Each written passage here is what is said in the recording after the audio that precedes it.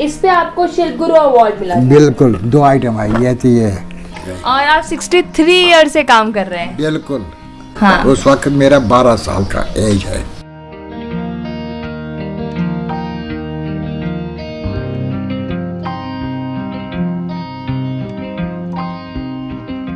So hey guys, hello नमस्कार and welcome back once again to our channel culture box, जहाँ पे आप देख रहे हैं अभी जम्मू कश्मीर की सीरीज़ और हम आपको दिखा रहे हैं काफ़ी सारे जम्मू कश्मीर के कल्चर और हैंडीक्राफ्ट, आर्टिसंस और साथ में हैंडलूम्स। तो चलिए आज हम लोग आ गए हैं काफ़ी स्पेशल जगह पे, बिकॉज ये जो जगह है यहाँ पर रहते हैं आर्टिसंस की फैमिली और ये सारे आर्टिसंस ऐसे वैसे आर्टिसन नहीं है, ये सब नेशनल अवार्ड है, शिल्प गुरु अवार्ड भी है। तो मेरे साथ जो भैया जो खड़े हुए हैं, ज़हूर नाम है इनका और ये खुद नेशनल अवार्डी भी है। इनके डैड जो हैं वो है Shilp Guru awardee. Like it's an honour for us कि उनसे मिलना, उनसे बात करना। तो चलिए अब हम अंदर चलते हैं और बात करते हैं ज़हूर जी से और खलील जी से और बात करते हैं कि उनके अभी तक की नेशनल अवार्ड की जर्नी और शिल्प गुरु अवार्ड की जर्नी कैसे रही। साथ ही हम आपको दिखाएंगे वॉलनट वुड कार्विंग किस तरीके से करी जाती है और वो आर्टिकल भी जिसके लिए यहाँ पर खलील जी को, जो कि शिल्प गुरु अवार्डी है, उनको शिल्प गुरु अवार्ड मिला था।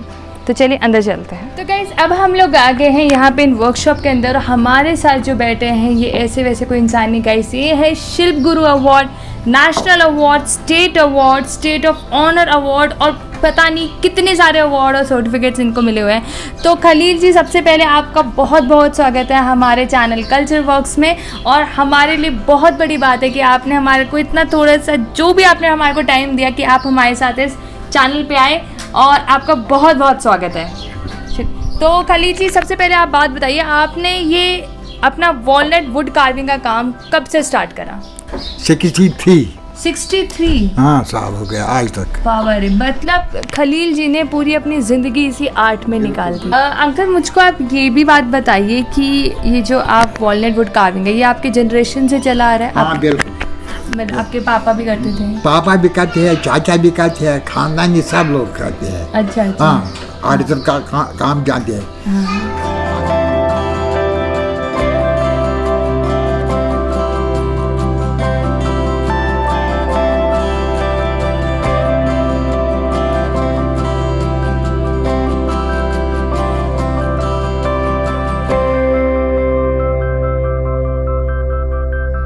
तो गाइस, मतलब ये जो घर में इनके सभी के सभी आर्टिसंस है, सबके सब एक से एक हुनरबाज है।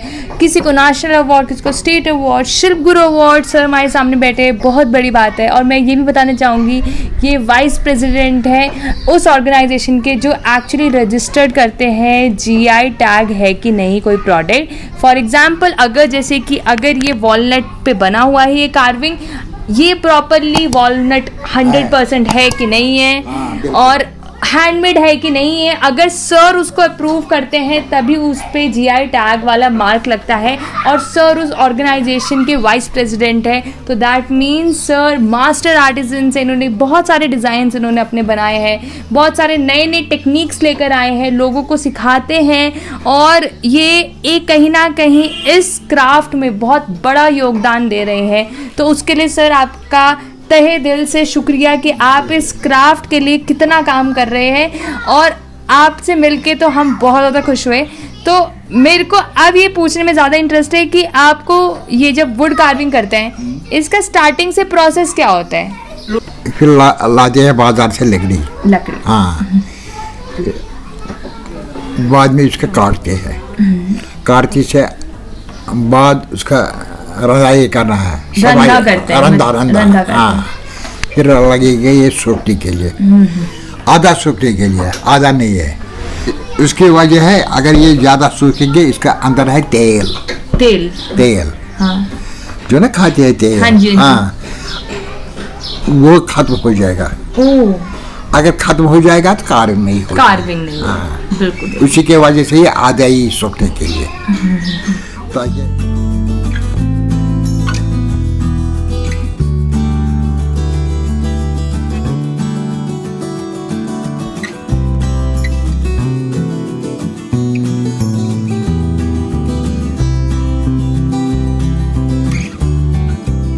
इसकी पहले कार्विंग होने के बाद इसकी सारी डिटेलिंग करी जाती है, ब्लैक कलर, व्हाइट हाँ, कलर से बिल्कुल बिल्कुल पूरी की पूरी इसमें शेडिंग वगैरह शेडिंग देना है, शेडिंग कलर नहीं करना है, कलर नहीं करना है, शेडिंग देना है, शेडिंग देना है, शैडो बनानी है। हाँ, बिल्कुल, जैसे हाँ। कि अंकल एक बार दिखाइए, ये जैसे कि अंकल बता रहे थे कि ये जो अगर यहाँ पे एनिमल है तो इसकी सारी डिटेलिंग करनी है, हाँ, इसके बिल्कुल। सारे बॉडी पार्ट्स की डिटेलिंग करनी है और इसके बाद फिर इस पे पॉलिश करना है और पॉलिश करके फिर सुखाना है। हाँ, बिल्कुल। ठीक है, हाँ, पॉलिश के बाद सुखाना है, उसका लगेगा बहुत कम टाइम, ज्यादा नहीं। हाँ, हाँ जी, एक दिन 1.5 दिन बस इतना ही है, हाँ बिल्कुल, फिर बेचेंगे। क्या बात है, ठीक हाँ। है। अंकल आपकी एज क्या है, आप ये भी बता दीजिए जरा। मेरे आज 75 75 मैं झूठ नहीं कहेंगे कोई नहीं बात झूठ कहेंगे। और आप 63 ईयर से काम कर रहे हैं। बिल्कुल। हाँ, उस वक्त मेरा 12 साल का एज है, 12 साल का एज। 12 साल।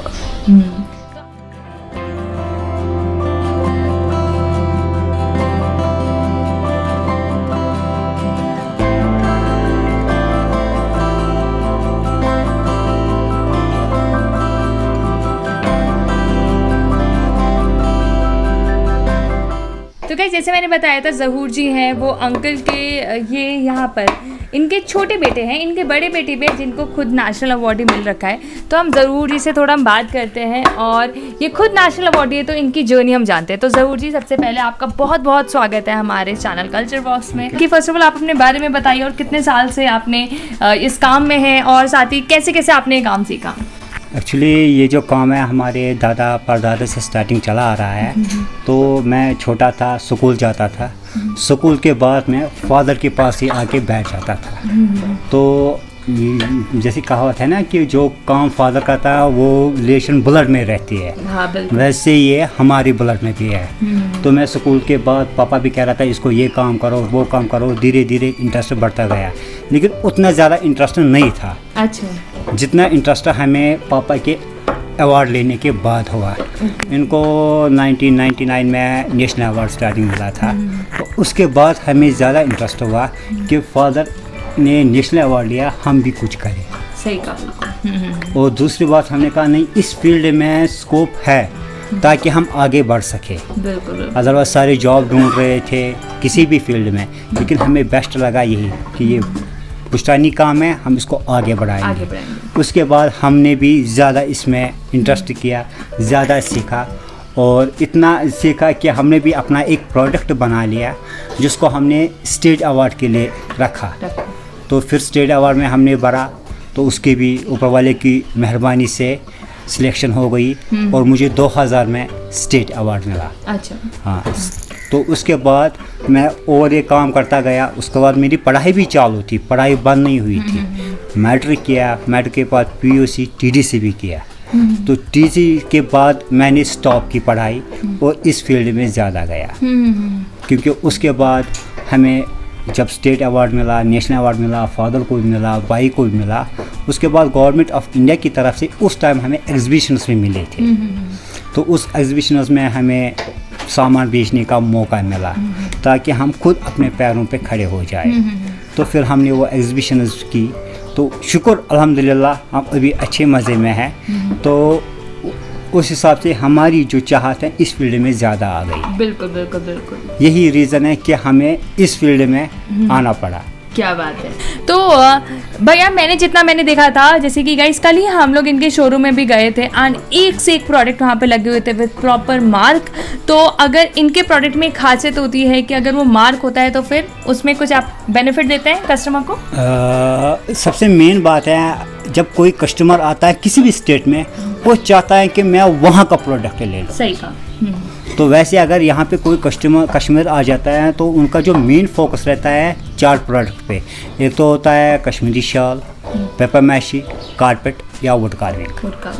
हाँ, तो इसमें हम ये बेनिफिट कस्टमर को देते हैं कि वो जब हमारे पास आता है सबसे पहले उनको प्राइस जो है ना एक मैन्युफैक्चरिंग प्राइस पे मिल जाता है। सही कहा। जैसे वो किसी डीलर के पास जाएंगे वो हमसे ही खरीदेंगे, हम जो उनको वो प्राइस देते हैं वही प्राइस हम कस्टमर को देते हैं। दूसरी बात है, इनको एक बेनिफिट ये भी मिलता है, जेन्युइन चीज़ मिलता है। जैसे आज हर जगह डुप्लीकेट चलता है, तो वैसे ही यहाँ पे भी है।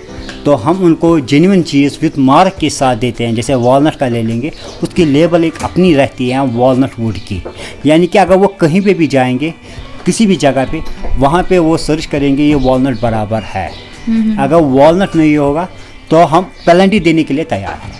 वाओ, ये बहुत अच्छी बात है कि आप एक्चुअली इस आर्ट को, इसको सीरियस लेते हो और चाहते हैं कहीं ना कहीं पे भी आप, कोई भी कस्टमर आए, कोई भी टूरिस्ट आए तो वो चीट ना हो। ये बहुत बड़ी बात है भैया, एंड लिटरली उसके लिए दिल से आपके लिए रिस्पेक्ट है। तो आपने जैसे अभी बोला कि असली नकली, लेकिन असली नकली की पहचान ये तो आपके शॉप पे जो आपने मार्क बनाया उससे तो होगी, लेकिन अगर कोई और इंसान है, कोई और टूरिस्ट है, कहीं और से खरीद रहा है, तो उसको कैसे पहचानोगे कि असली वॉलनट का वुड है कि नहीं है?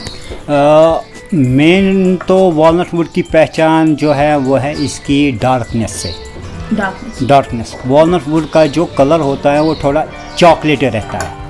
नकली प्रोडक्ट यहाँ पे जो हम बोलते हैं ना, एक तो वॉलनट जो मैंने बताया डार्कनेस होता है, उसकी जो वेन्स हैं वो पतली रहती है, जो इसकी पहचान है। जैसे हम टीक वुड लेते हैं, टीक वुड में जो वेन्स हैं वो मोटे हैं, जब उसके मुकाबले में वॉलनट में पतले हैं। ये फ़र्क है वॉलनट और टीक। अदरवाइज जो बाकी दूसरे वुड्स हैं वो टोटली सारे वाइट है, उनमें कहीं भी डार्कनेस नहीं है। अब उस पर क्या करते हैं, उस पर फिर पॉलिश ऐसे चढ़ा देते हैं ताकि वो वॉलनट कलर में दिख जाए, लेकिन उसका वेट हल्का रहता है। वॉलनट वुड का कोई भी प्रोडक्ट ले लेंगे उसका वेट हेवी रहता है। हाँ, जो दूसरे प्रोडक्ट हैं उसका वेट लाइट रहता है। तो वो भी एक पहचान है। तीसरी पहचान, जिस वुड पे सबसे बेस्ट फाइन कार्विंग की गई हो, उसमें जो शाइनिंग एक ग्लास की तरह आ जाए, वो वॉलनट है। अच्छा। क्योंकि वॉलनट पे हम जो शाइनिंग देते हैं वो स्टोन से देते हैं, वैक्स पॉलिश से, तो उसमें जो शाइनिंग इतनी आ जाती है कि हम चारा देख सकते हैं। दूसरे वुड पे ऐसी कोई शाइनिंग नहीं आएगी। आजकल तो यहाँ पे मैक्सिमम ज़्यादातर जो है आम की लकड़ी यूज़ करते हैं, उसको रेड कलर पॉलिश चढ़ा देते हैं और उसको बोलते हैं ये वॉलनट है, जबकि वो वॉलनट नहीं है, क्योंकि उसकी लाइफ जो है जस्ट 3 to 6 months। मैं जो वॉलनट में बता रहा था कि वेन्स जो उसके होते हैं पतले होते हैं, वो वेन्स होते हैं ये वाले, जैसे इसमें ये वेन्स यहाँ से जा रहा है, ये होते हैं पतले वॉलनट वुड में। तो इससे पता चलता है वॉलनट वुड है। जैसे यहाँ पे वो अलग अलग शेड्स नज़र आ रहा है। जो टीक होता है, टीक का जो वुड रहता है वो रहता है ये वाला। इसके जो वेन्स होते हैं ये मोटे मोटे आ रहे हैं और स्ट्रेट में नहीं आ रहा है, डिफरेंट शेप्स में आ रहा है। वॉलनट में सीधे आ जाते हैं। जो वॉलनट ट्री हैं, जब हम इसको ख़रीदने के लिए जाते हैं तो हमें सबसे मेन देखना पड़ता है इस वुड की एज कितनी है। जो हम ट्री ख़रीदते हैं तो उस वक्त भी हम जो ट्री का ब्लॉक रहता है वो एक गोल रहता है, तो उसमें जो ये टॉप वाला हिस्सा होता है उसमें यहाँ पे ऐसे रेशेस नज़र आएंगे। जो रेशेस हम काउंट करेंगे तो उस रेशेस से हमें पता चलेगा ये ट्री कितने साल का है। क्योंकि अगर हम ट्री कच्चा लेंगे, उसका कोई भी प्रोडक्ट बनाएंगे तो वो ड्यूरेबल नहीं है लॉन्ग पीरियड के लिए। 1 या 2 ईयर के बाद वो मुड़ जाता है या टेढ़ा हो जाता है या फट जाता है। फूट देना जब बंद कर देता है तो उसके बाद वो काटा जाता है। तो वो जब काटा जाता है उसका जो अंदर वेन्स होते हैं या उसका जो वुड होता है वो पक्का हुआ होता है, उसमें ना दीमक लगता है ना क्रैक होती है। लेकिन वॉलनट का ज़्यादा एज वाला ट्री बेस्ट रहता है। वही फर्नीचर के लिए भी है, जैसे डाइनिंग टेबल हो, सोफ़ा हो, बेड हो, उसके लिए वही ट्री अच्छा रहता है। छोटे के लिए फिर भी जैसे ब्रांचेस होते हैं या नीचे वाला स्टम होता है वो चलता है, लेकिन एजड उस वाले फर्नीचर वाले में अच्छा रहता है। हम जो एज की बात कर रहे थे, एज के साथ साथ मैं आपको ये बताऊंगा, जो अखरोट की लकड़ी होता है उसमें एक तेल होता है। जैसे हम अखरोट ख़रीदते हैं, अखरोट में एक तेल होता है जो हमें टेस्ट देता है, मज़ा देता है। वही तेल अखरोट की लकड़ी में भी रहता है, जिसकी वजह से इसमें दीमक जो होता है, टर्माइट जिसको हम बोलते हैं, नहीं लगता है। जितना डार्क उतना दीमक नहीं लगेगा, दीमक भी नहीं लगेगा, टर्माइट नहीं लगेगा इसमें जितना डार्क रहेगा। क्योंकि जो दीमक होता है वो उस चीज़ को लगता है जिसको मिठास हो, मीठापन हो। जब हम अखरोट खाते हैं उसमें ऑयल निकलता है, तेल, तो वही जो ऑयल होता है स्ट्रीम में रहता है, जिसकी वजह से दीमक को ये कड़वा लगता है। यही रीज़न है कि वॉलनट में दीमक टर्माइट कभी लगता है। उसी तेल की वजह से इसमें जो कार्विंग की जाती है, चाहे 2 डायमेंशन हो या 3 डायमेंशन हो, इसी तेल की बेनिफिट से हमें ये फाइन होती है। जैसे हम दूसरे वुड ले लेते हैं, वो ड्राई वुड होता है, उसमें जब हम कार्विंग करते हैं अंदर से अंडर कट कर लेते हैं। आप एक मिनट मैं आपको बताऊँ, अंडर कर लेते हैं तो वो सारा जो है ना ड्राई की वजह से टूट जाता है। लेकिन इसमें जो ये तेल होता है उस तेल की वजह से ये टिक जाता है, ये टूटता नहीं है। तो ये जो फाइन कार्विंग करते हैं, यही रीज़न है कि लोग जो है ना हमेशा प्रेफर करते हैं हम अखरोट की चीज़ ले लें। एक और पॉइंट है, अगर हम इसको सीज़न के लिए किसी प्लांट में डालेंगे, इसको जो ऑयल है वो सारा ख़त्म हो जाएगा, ड्राई हो जाएगा। रीज़न क्या है, दीमक भी लग जाएगा और इसमें जो कार्विंग है वो भी फाइन नहीं होगी। इसलिए इसको नेचुरल सीज़न करना कंपलसरी। नेचुरल सीज़न क्या है, हमने ये प्रोडक्ट ले लिया, इस पर हमने हाफ काम कर लिया, 2, 3, 4 महीने ऐसे ही छोड़ दिया। आफ्टर 2 मंथ्स या 6 मंथ के बाद वापस रिपीट इस पे काम करना पड़ता है। ऐसी एक प्रोडक्ट जो हमारा होता है वो 1 साल या 1.5 साल या 2 साल के अंदर भी रेडी हो जाता है फाइनली। जब पॉलिश कर देते हैं 98% के साथ ये सीज़न बन जाता है। प्लांट में इसको हम सीज़न नहीं कर सकते। अच्छा खलील जी, आप अपने थोड़े अवार्ड्स, अपने सर्टिफिकेट, इन सब की जर्नी के बारे में बताइए। आपको क्या क्या अवार्ड्स मिले, कब कब मिले, कौन कौन से साल में मिले? मैंने पहले मिला था नेशनल अवार्ड, हाँ जी, वाजपेयी ने दिया 97। हाँ। फिर मिला था मुझे शिल्प गुरु, हाँ 2005। फिर 2006 मिला था स्टेट ऑफ ऑनर, हाँ वो दिया था गवर्नर और गुलाम नबी आज़ाद साहब। अच्छा। हाँ ये मिला था मेरा 3 अवार्ड। ठीक है। और छोटा छोटा अवार्ड भी मिला था। मैं गया था बाहर, अमेरिका गया था, जापान गया था, रोमानिया गया था, जर्मनी गया था, दुबई गया था, दिल्ली भी गया था, सब जगह से। हाँ इस पे आपको शिल्प गुरु अवार्ड मिला था? बिल्कुल 2 आइटम है, ये तो ये एक आइटम है, ये एक है था। मैंने डबल बनाया है उस वक्त से ऐसे। अच्छा। हाँ डबल बनाया, एक तरफ ऐसे दूसरा तरफ ये मिला था सर्टिफिकेट। और मेडल भी मिला था, गोल्ड मेडल।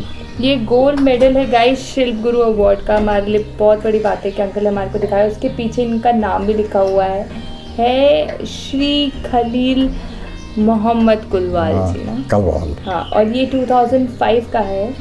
और साथ ही इसके साथ मिलता है इनको ये सर्टिफिकेट, और एक और मिलता है अंकल कुछ और एक प्लेट मिला था। प्लेट वो तो लिखाता है ये गोल्ड मेडल का है।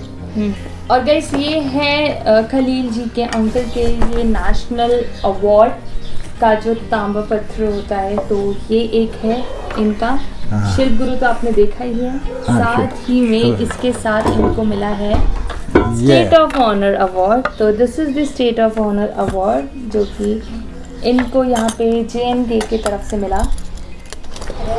तो गाइज अब हम लोग आ गए हैं यहाँ पर जहूर भैया के साथ और इनके ये शोरूम में। तो फिर बेसिकली ये जो शोरूम है ये हजरत बल दरगाह के पास है। तो गाइज ये ना सिर्फ बनाते भी हैं बट इसको डायरेक्टली रिटेल में सेल भी करते हैं। तो अगर आप भी एज ए टूरिस्ट आ रहे हैं और आप हजरत बल दरगाह आ रहे हैं तो जरूर इनके शोरूम पे आके जरूर विजिट करिए। हम इनका प्रॉपर एड्रेस डिस्क्रिप्शन में डाल रहे हैं, so do check it out. तो पहले भैया first of all thank you so much हमारे को यहाँ पे लाने का। हमारे को इतने सारे यहाँ पे प्रोडक्ट्स देखने को मिल रहे हैं गाइस कि सारे के सारा ले ले, बट मनी भी कुछ है कंस्ट्रेंट।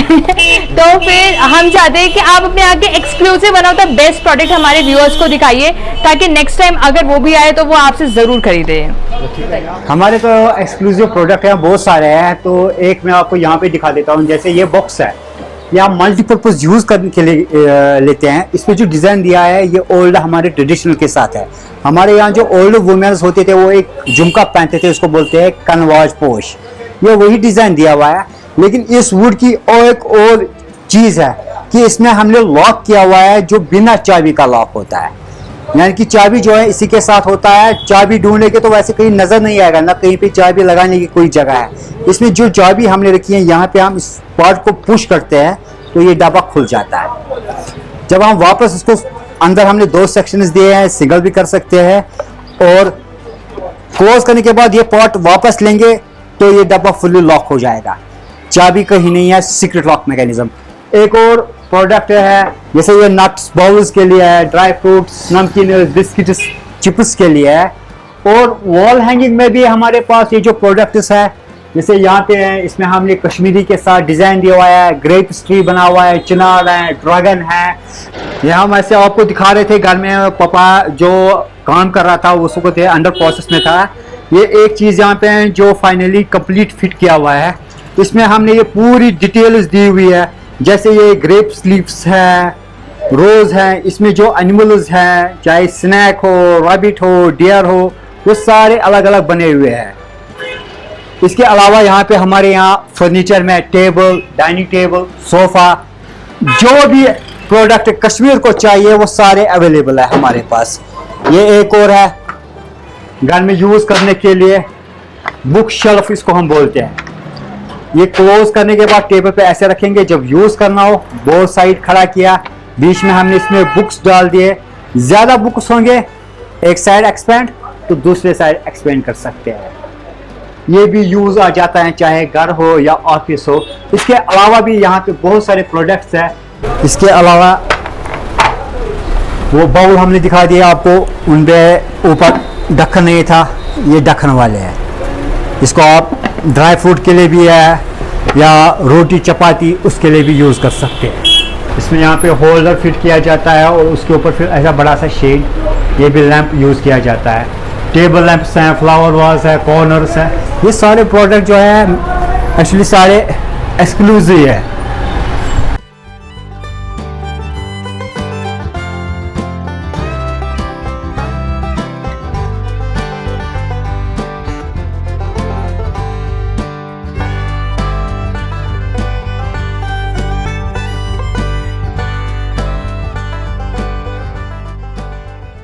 गुरु का वो ये वाला बीच वाला पार्ट है, इस पे इसको शिल्प गुरु अवार्ड मिला है क्योंकि इसमें हमने वो 3 डायमेंशन वाला वर्क किया है। ऊपर है, नीचे भी किया गया, उससे नीचे भी किया गया है। यह हमने सेल के लिए नहीं रखा है, नॉट फॉर सेल है।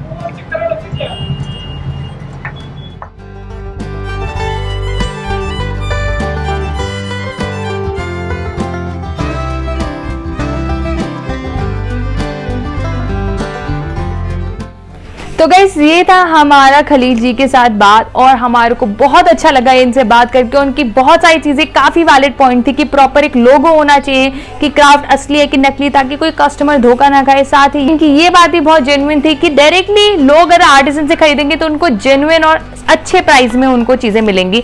सो मैं रिक्वेस्ट यू कि आप भी खलील जी जैसे या फिर इन जैसे आर्टिसन जैसे ही डायरेक्टली चीज़ें खरीदिए। तो अगर आप चाहते हैं कि खलील जो ज़हूर जी जैसे आर्टिसन से कनेक्ट हुए, तो अभी इन लोगों का नंबर अभी स्क्रीन पे फ्लैश हो रहा होगा, नहीं तो फिर आप इनका प्रॉपर कॉन्टैक्ट डिस्क्रिप्शन में है, आप जाके जरूर देखिए। साथ ही गाइस वी रिक्वेस्ट यू कि अगर आप हमारे चैनल पे न्यू है, do subscribe to the channel, and साथ ही हमारे इंस्टाग्राम एंड फेसबुक को भी जरूर फॉलो करिए ताकि आपको डेली अपडेट्स मिलती रहे। We literally thank you director of handicraft for helping us to reach out this artisans. So अगर आपको ये ब्लॉग भी पसंद आया तो do hit the like button, share it with your friends and subscribe to channel if you are new to it. और साथ ही हमारे सीरीज के साथ बने रहे जहाँ पे हम नए नए आर्टिसंस की स्टोरी आपके सामने लेके आएंगे। जैसे कि आज हम लाए एक शिल्प गुरु आर्टिसन की स्टोरी, कल एक नए आर्टिसन एक नए क्राफ्ट के साथ जरूर आएंगे। तब तक बाय बाय, बी सेफ, नमस्कार एंड मिलते हैं आपसे नेक्स्ट ब्लॉग में।